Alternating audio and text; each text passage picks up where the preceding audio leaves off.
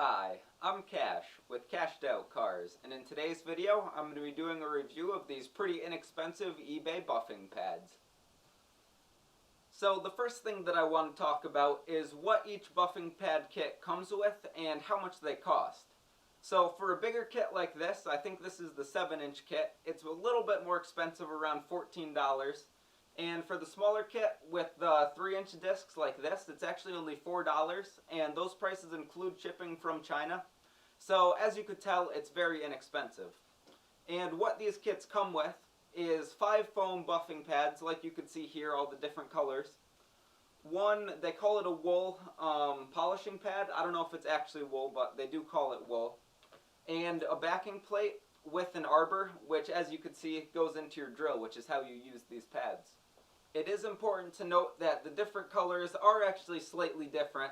So these 4 are all pretty soft pads, and the foam's very plush and you could squeeze it really easy. And the orange is a little bit harder, which in theory should be better for cutting with cutting compounds like this, which I'll talk about later. So just keep that in mind when you're using these pads.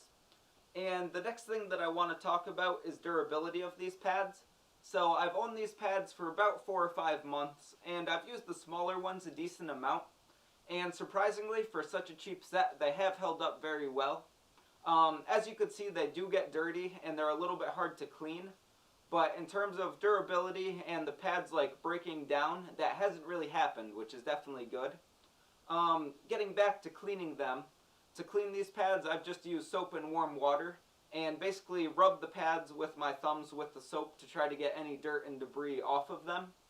And the thing that I have noticed is you have to be careful doing that and not use too hot water, and don't deform the pads too much, because the Velcro backing does have a tendency to try to split away from the foam base. So just be careful and the pads will hold up decent. So the final thing that I want to talk about is uses of these pads and how to actually use them. So I've used these pads for a handful of things. One of the things that I did with them is buff a polyurethane finish on some of my handmade longboards, which you can see on the screen now. And I think they came out very well with these pads. I haven't really tried professional pads, but with these cheap ones, it did do the job. I've also worked on cars. I've buffed the fender on my Miata to get that to a really nice shine, and I've worked on the bumper of my brother's car, which also got it to a pretty nice shine. And finally, I've buffed the finish of some carbon fiber parts, which also brought out the shine and took away a haze.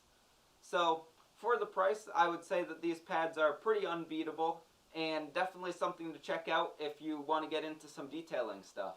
So, with all that said, thank you so much for watching, and please subscribe for more.